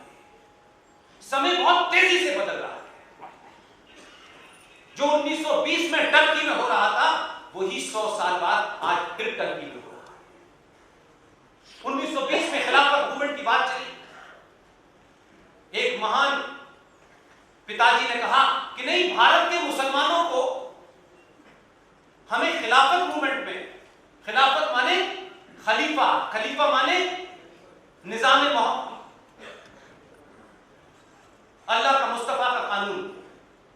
भारत के अच्छे खासे मुसलमानों जबरदस्ती में कहा गया कि नहीं, हमें खिलाफत मूवमेंट का सपोर्ट करना है। गांधी जी ने कहा यह, यानी भारत के मुसलमान वहां निजाम मुस्तफा यानी अल्लाह की हुकूमत वाले कानून के साथ खड़े हो। आप 1920 में यह कहते हुए गांधी जी ने कहा कि इससे भारत के मुसलमानों का भारत की स्वतंत्रता आंदोलन में ज्यादा बड़ा योगदान होगा। 1920 में आपने साथ दिया, मात्र 27 साल के अंदर मजहब के नाम पे यह देश बढ़ गया। ये कौन सी मूर्खता थी भाई? और ये बात मैं नहीं कह रहा, ये बात एक किताब है, उस किताब का नाम है अनार्की एंड गांधी। सर सी शंकरन नायर ने लिखी है ये किताब। सर सी शंकरन नायर महाराष्ट्र के अमरावती में जब कांग्रेस का सेशन हो रहा था 1897 में उसकी अध्यक्षता कर रहे थे। बाद में 1908 के अंदर वो मद्रास हाईकोर्ट के जज बने। उस किताब के पेज नंबर 132 अपेंडिक्स 3 पे एनी बेसेंट नाम की एक महिला जो 1917 में कांग्रेस की अध्यक्ष थी, विदेशी थी, भारत की नहीं थी, भारत में रही, उनके बाद में वो यही बनी। उन्होंने एक टॉपिक लिखा है पेज नंबर 132 पे, चैप्टर 3 है, उस चैप्टर का नाम है मालाबार एगोनी, और लिखा है कि गांधी ने क्या कुकर्म किया। और ये किसी आरएसएस और बीजेपी और बजरंग दल के लोगों ने किताब नहीं लिखी, ये सर सी शंकरन नायर ने लिखी है जो कांग्रेस का अध्यक्ष था। हम नहीं पढ़ना चाहते, एक नहीं है 20 किताब है। राम मनोहर लोहिया ने किताब लिखी है गिल्टी मैन ऑफ पार्टीशन, पढ़ लीजिए क्या लिखा हुआ है। हम अपना लिखा तो पढ़ते हैं लेकिन दूसरे का नहीं पढ़ते। आपको इस समाज को किसी के खिलाफ नहीं खड़ा करना है, किसी को गाली नहीं देनी है। गाली आनी चाहिए लेकिन समय पे देनी चाहिए। मैं ये भी नहीं कहता कि गाली नहीं आनी चाहिए, चांटा मारना आना चाहिए, लेकिन कब मारना ये तय आप करें। मैं वो समाज से नहीं आता, एक गाल कर दो दूसरा गाल कर दो। इतना शुद्ध हो गया ये देश, एक गाल आगे करके दूसरे गाल से, कि दो को भेजा है वो एक साथ दोनों गालों पे मार रहे हैं। हिसाब ही नहीं ले रहे, पूछ ही नहीं रहे। इसलिए धारा 370 का हटना मेरे लिए एक धारा का हटना नहीं है, ये कोई एडमिनिस्ट्रेटिव फैसला नहीं है। इससे कुछ 4-5 लाख हिंदुओं को वहां जो रह रहे थे पिछले 70 साल से दुनिया के सबसे बड़े लोकतंत्र में, जो वोट नहीं दे पा रहे थे, उन्हें वोट देने का अधिकार मिल गया। ये बहुत बड़ी बात नहीं है मेरे लिए, ये बहुत बड़ी बात नहीं है। ये शर्म की बात है कि दुनिया के सबसे बड़े लोकतंत्र के आपके देश के अंदर, आपकी बाउंड्री में 70 साल से 5 लाख लोग रह रहे थे, क्योंकि वो राज इस्लामिक राज बन चुका था। उनका संविधान भी अलग था, उनकी विधानसभा भी अलग थी, वहां सदर रियासत होता था, वहां प्रधानमंत्री होता था। उस राज्य के जो लोग जय भीम और जय भीम के नारे से डरे हुए हैं, उनसे पूछो मक्कारों, झूठों, चोरों, तुम ये बताओ कि तुमने मीम के साथ मिलकर के भीम के साथ क्या किया? 200 वाल्मीकि परिवारों को आपने 57 में शेख साहब ने अपनी गंदगी साफ कराने के लिए बुलाया, वो आज भी थे। जम्मू कश्मीर के संविधान में आपने एग्जीक्यूटिव ऑर्डर पास करके कहा कि ये जो दलित आए हैं, ये प्यार देखिए इस्लाम के मानने वालों का दलितों के प्रति, क्योंकि उनकी मेजॉरिटी थी। तो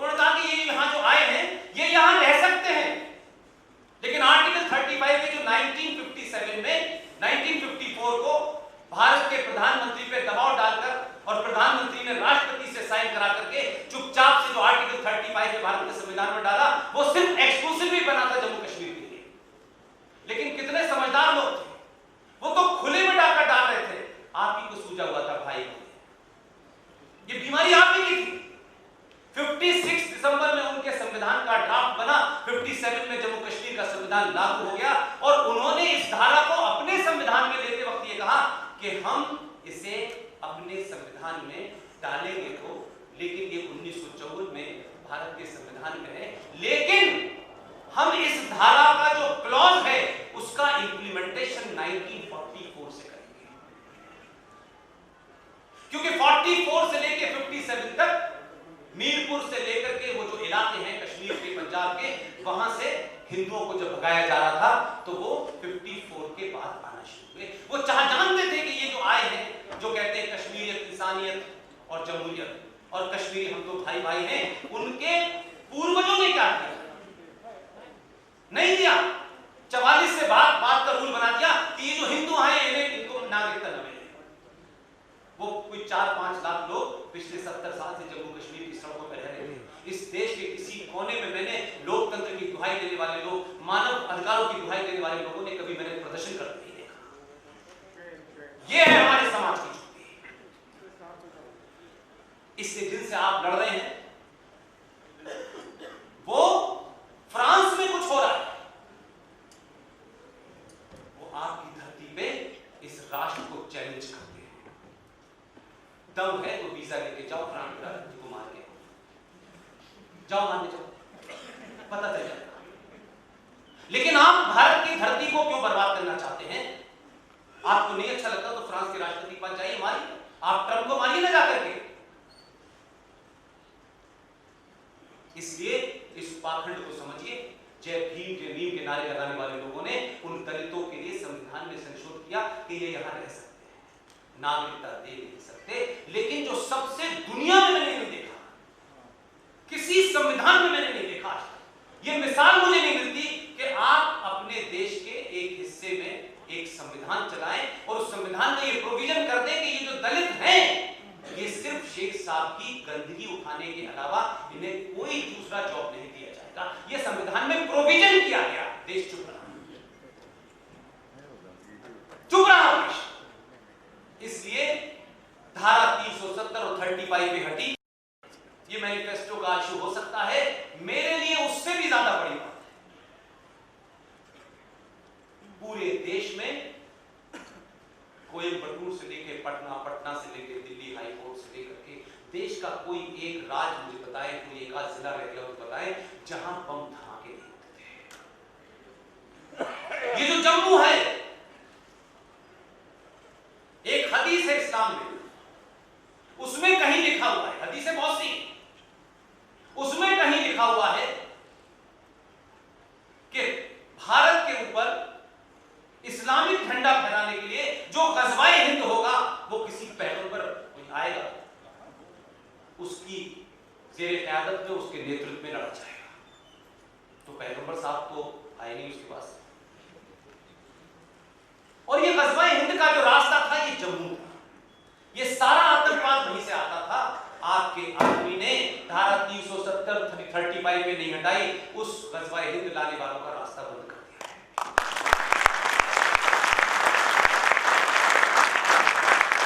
मैं वहां से शुरू करना चाहता था 47 से, इसलिए मैंने इस बात को साथ दिया।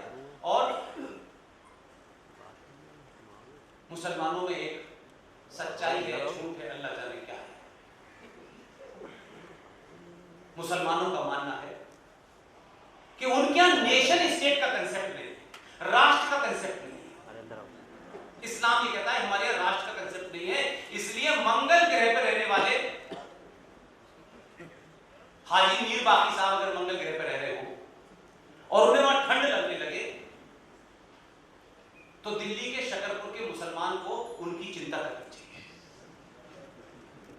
दुनिया में जहां मुसलमान रह रहा है वो पहले उनका भाई है, जो आपके साथ है, और जो मुसलमान नहीं है वो आपका हमवतन भाई है। तो स्टेट का, नेशन स्टेट का कंसेप्ट नहीं है। इसलिए दुनिया में जहां जहां भी मुसलमान रह रहे हैं वो उनका भाई है, उसकी मदद करना है। इसलिए इजराइल के खिलाफ पत्थर चलाने वाला फलस्तीनी हर उनका भाई है। इसलिए बिहार के सीमांचल के मुसलमानों का कश्मीर में जो बच्चे मुसलमान पत्थर फेंक रहे हैं वो उनका भाई है। ये बात आपके आदमी की समझ में आ गई।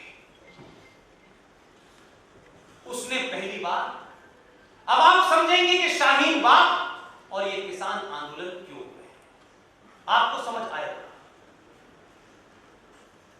आप तो अपने ही देश में अपने आप को हिंदू कहने से शर्माते थे। नारा तो बहुत लगाते हैं, गर्व से कहो हम हिंदू हैं, ये तो विवेकानंद ने भी कहा था। लेकिन हिंदू कहते ही आप ऐसे लगता है जैसे कोई आपने बुरा कहा। आप अपनी पहचान पे जो नस्लें शर्माने लगती हैं उनका इतिहास नहीं लिखा जाता। इतिहास हमेशा जीते हुए का लिखा जाता है। वो जीता कैसे था ये महत्वपूर्ण नहीं होता। आप आदर्शवादी थे होंगे, लेकिन आपका इतिहास नहीं है। इतिहास औरंगजेब का लिखा जा रहा है। लिहाजा पहली बार जब उसको ये लग गया कि देश के लोगों का मिजाज बदल गया है, इनके पूर्वज कौन है, इनकी संस्कृति कौन सी है, जब ये सब समझ में आ गया तो इस्लाम की मुझे वो जो मिल्लत है, जो उम्मा है, जिसे वो उम्मा कहते हैं कि पूरी दुनिया का मुसलमान भाई है, पहली बार इस देश के प्रधानमंत्री ने बांग्लादेश, अफगानिस्तान, पाकिस्तान में रहने वाले हिंदू के बारे में कहा, ये भी हमारा भाई है। आप अपने देश के हिंदू को हिंदू नहीं मान रहे थे, उसने कहा मुसलमानों की उम्मा का पता नहीं है, उसने हिंदुओं की उम्मा खड़ी कर दी।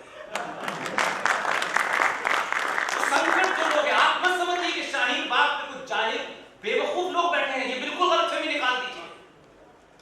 ये किसान आंदोलन, ये जगह जगह इस देश में मॉब लिंचिंग, इसके पीछे का एजेंडा इतना ही है कि उनको सरकार में कौन आया है इसकी चिंता नहीं, वो सरकार से निपटना चाहते हैं। उनकी चिंता 2:45 बजे लखनऊ की, उत्तर प्रदेश की राजधानी में, इस हॉल में बिना खाना खाए, न यहाँ कोई अमिताभ बच्चन है और न यहाँ योगी जी हैं और न मोदी जी हैं और न अमित शाह है, कोई ऐसा अट्रैक्शन नहीं है। एक बेवकूफ आदमी आपके सामने खड़ा है, आप 2:45 बजे तक सुन रहे हैं। उनका डर है कि समाज चेतन हो गया है, इसको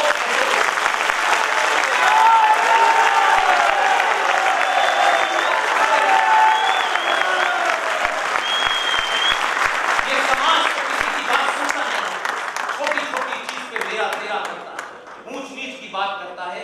ये समाज की जागृति के कारण इस देश में शाहीन बाग बन गए। उनकी चिंता है कि समाज को किसी तरीके से, सरकार को तो पलट देंगे, समाज को कैसे बदलेंगे। इसलिए रोज धमकी देते हैं। रोज मैं मर चुका होता हूं फिर सुबह जिंदा हो जाता हूं, रोज ये करते हैं। और बार बार मैं कहता हूं, कुरान शरीफ पे भी थोड़ा बहुत यकीन हो तो, और आप सुबह शाम बच्चों से अपने आप से कहते हैं कि जब लिखी हुई है तभी आएगी।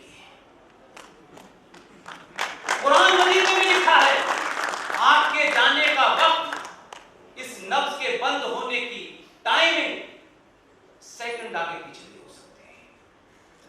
और अगर ये लिखा है और हम ये यकीन करते हैं, किससे डरते हो यार?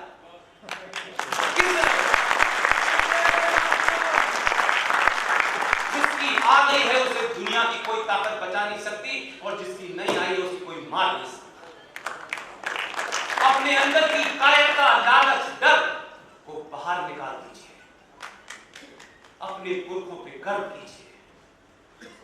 ऐसी आपको सभ्यता देके गए हैं कि आज तक दुनिया में हर किस्म का एक्सपेरिमेंट हो गया, लेकिन आपका मैच कोई नहीं कर पाया, कोई नहीं कर पाया।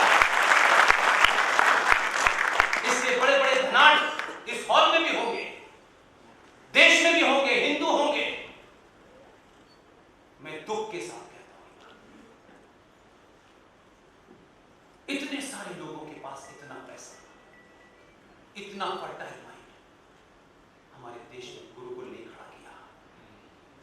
एक गुरुकुल ऐसा नहीं बना जो कहे कि हाँ साहब ये जो 12वीं क्लास का बच्चा है, आधुनिक युग का बच्चा है, लैपटॉप मोबाइल वाला बच्चा है, ये गुरुकुल में पैसे कमाने के हमने इंस्टीट्यूशंस खड़े कर दिए, पैसे हम कमा रहे हैं।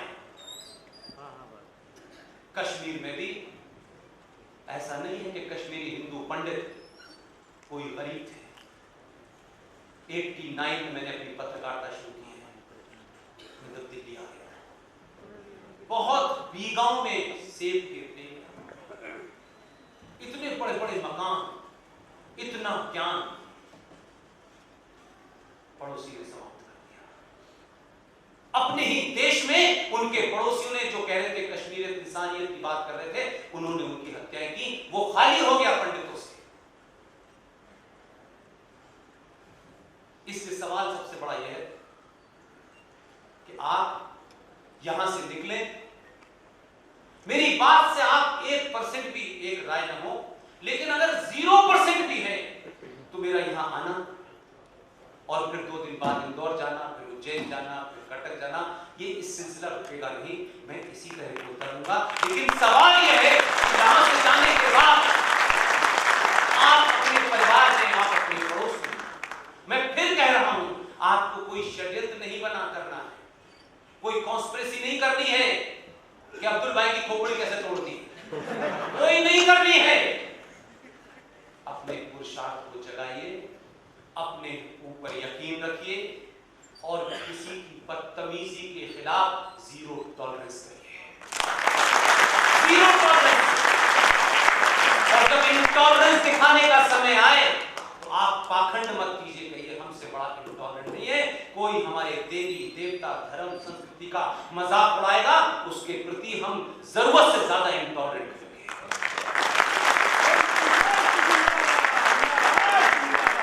भगवान कृष्ण ने भी कई लोगों की वध कर दिया था, उन्होंने भी इंटॉलरेंस दिखाई।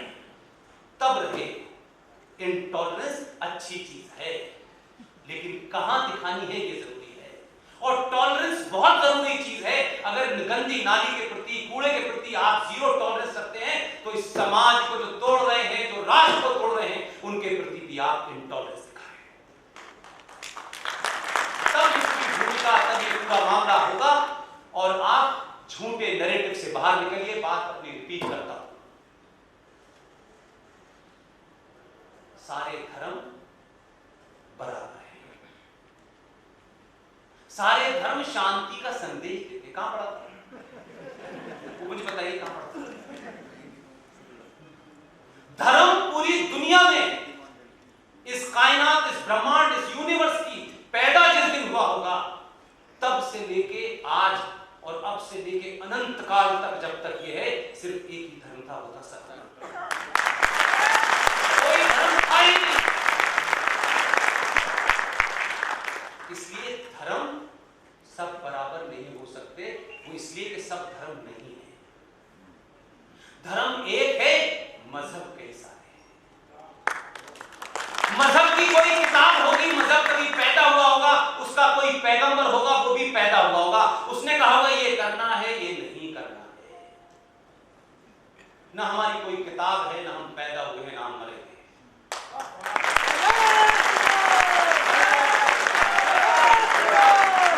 इसलिए हमारे कोई कुछ लूट-फूट करने से कुछ फर्क नहीं पड़ने वाला है। इस सब के बावजूद भी कि राजनीतिक भारत के टुकड़े कई बार हुए हैं, लेकिन आध्यात्मिक भारत का टुकड़ा कोई नहीं करता। इसलिए हिंदू माता के अंदर, वो जो पाकिस्तान के बलूचिस्तान में है, जहां मैं जा चुका हूं, वहां भी लौ जल रही है। शारदा माता की पीओके में लौ जल रही है। कुछ लोगों के लौ बुझा देने से लौ बंद नहीं होने वाली। इसलिए जो हमारा सांस्कृतिक भारत है, आध्यात्मिक भारत है, वो तो जहां भी चला जाता है, वो अमेरिका में भी जाके तुलसी लगा करके अपने हिंदुत्व को जिंदा रख देता है। हिंदुत्व में ये कर्म कांड, पूजा पद्धति बहुत बात की चीज है। ये हमारे फेथ के कारण हो सकते हैं, रास्ता हो सकता है। इसलिए सारे धर्म नहीं है, इसलिए बराबर नहीं हो सकते। इसलिए धर्म और मजहब में, और शॉर्ट में समझाऊं तो, मजहब नाली है और धर्म समुद्र है।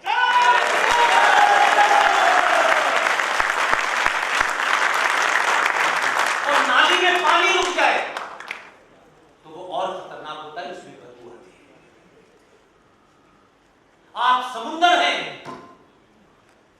आप कहां कहां पट गए, छोटे छोटों में पट गए, ऊंच नीच में पट गए। आपने अपना अपना एक गढ़ बना रखा है। ये ठाकुरों का गढ़ है, ये ब्राह्मणों का गढ़ है। मुझे तो दिल्ली में आके पता चला मैं कौन हूं, क्योंकि जहां पैदा हुआ था वहां मुझे सिर्फ हिंदू समझते थे और मुझे भी नहीं पता था मैं कौन हूं।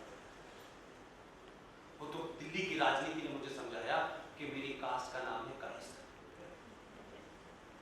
तो मुझे अपने कायस्थ क्या करते हैं मुझे नहीं पता, लेकिन मैंने जितना पढ़ा उन्होंने कहा कायस्थ सिर्फ लिखने पढ़ने का काम करते हैं। मैंने कहा वापस लौटो।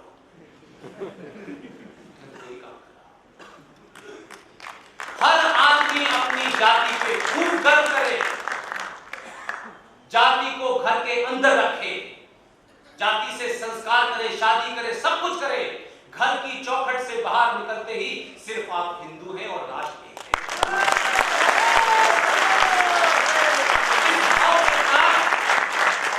आपको अपने जाने से पहले इस धरती से नहीं, इस बात को सुनिश्चित करना है कि जी.डी. बख्शी 76 के हैं, कर्नल आर.एस. सिंह 68 के हैं।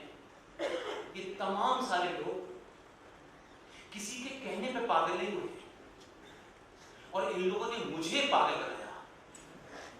मैं कहता हूं अगर ये लोग नहीं होते और मेरे पीछे नहीं पड़ते कि तुम नौकरी छोड़ दो, और मेरा क्या दीवान की के बहकावे में आ गया। अब वो कहते हैं यार ये हमने नहीं सोचा था। मैंने कहा तो बिगाड़ दिया, भुगतिए। मैं कहता हूं सब बिगड़ जाए, पूरा देश बिगड़ जाए।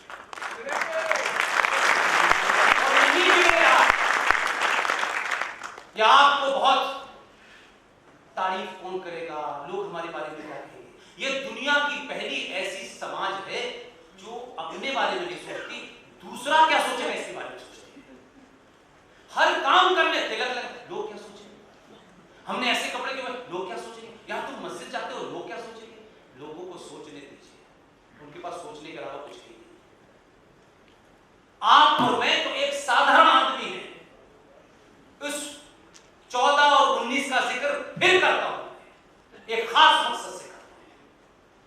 हमारे यहां जो संपन्न हो जाता है, हमारे यहां समाज में जो ज्यादा बढ़ जाता है, वो तत्कालिक तौर पे एक्स्ट्रा ऑर्डिनरी सेकुलर हो जाता है।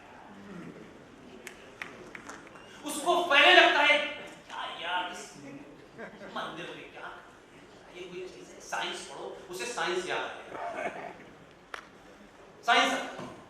लेकिन कैसे समाज में मैसेज दिया जाता है, कोई छोटा मोटा आदमी नहीं दे रहा, कोई छोटा मोटा आदमी नहीं दे रहा। मेरी तो हैसियत ही नहीं है। आपका प्रधानमंत्री शपथ लेता है और शपथ लेने के बाद नेपाल जाता है और नेपाल के उस मंदिर में 8 घंटे पूजा करके निकलता है। यहाँ पे तिलक होता है, केवल वस्त्र होते हैं। आपसे कहता है कि जब मैं नहीं शर्मा रहा तो तुम क्यों शर्मा रहे हो?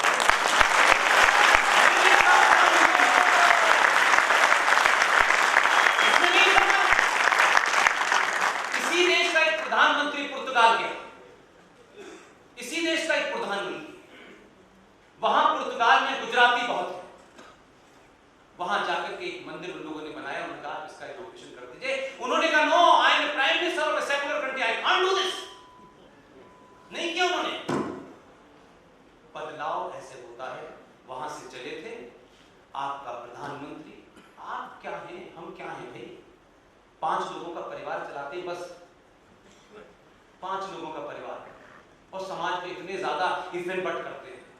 उस आदमी ने तो इस देश के सर्वोच्च पद, दुनिया के सबसे बड़े लोकतंत्र की शपथ लेने के बाद कहा देश चलेगा संविधान से, लेकिन मेरी पहचान हिंदू है, उसे नहीं बदलूंगा। इसने मंदिर भी गया, पूजा भी की, और केदारनाथ में कैसे बैठते हैं आप समझने नहीं चाहते। आप ये कहते हैं हाँ हाँ ठीक है ठीक, अरे आप कब बैठेंगे, आप मंदिर कब जाएंगे। ये जो रिजवी साहब हैं, इन्हें रिजवी साहब मत समझिए।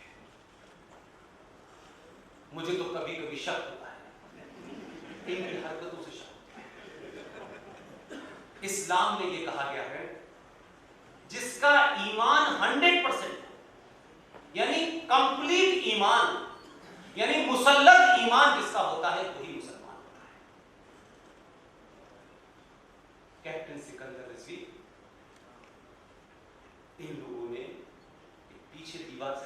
साहब खड़े हैं, मुझे सुनते सुनते थक गए होंगे, इनका नाम मृत्युंजय सिंह है। मैं इसलिए कह रहा हूं, ये मेरे दोस्त हो सकते हैं, इनसे मेरी बातचीत हो सकती है, लेकिन इन लोगों ने ऐसा गुल खिलाया है कि दिल्ली में लोग पता पूछ रहे हैं इनका मुझसे। इन लोगों ने अभी कुछ दिन पहले, महीना डेढ़ महीना पहले, एक संगठन बनाया है हिंदू राष्ट्र शक्ति, और कैप्टन सिकंदर रिजवी उसके सर्वे सरपा है। कहते हैं कि कैप्टन सिकंदर रिजवी को हमने 20 साल पहले जो अयोध्या के मंत्री उनके साथ कार सेवा करते देखा था, लेकिन हिंदू राष्ट्र की स्थापना रिजवी साहब करेंगे, पुष्पे साहब ये तुम्हारी सोबत में बिगड़ गए। और उसमें इनका नारा है देश दिवाले, देश धर्म दिवाले। अब जब कैप्टन रिजवी ये बताता है दुनिया को कि हिंदू राष्ट्र शक्ति का मैं संस्थापक हूं और मेरा एजेंडा ये है, तो आधे लोग कहते हैं भाई साहब कुछ गड़बड़ हो गई है। तो आप कैसे चीजें बदलते हैं कि इनके ये बनाने के बाद चिंता ही कौन आदमी आया है नई कहानी लिखा। मैं इसे बदलाव मानता हूं, सोबत का असर मानता हूं। आप सबसे निवेदन करता हूं कि आप देश में जितने मैंने नाम लिए हैं, ये तमाम सारे लोग न आने का पैसा लेंगे न जाने का पैसा लेंगे, खाना भी खिला देंगे तो खा लेंगे, नहीं अपने पैसे से खा लेंगे। ये मशाल अलग अलग इस दिल्ली के, लखनऊ के, इंदौर में, भोपाल में जलती रहनी चाहिए। हजारों साल के बाद आपने अपनी नींद खोली है। मैं इस नींद को आपको चाहता हूं अब उठ के खड़े हो जाएं और नींद नहीं सोना है। अगले कम से कम 500 साल तक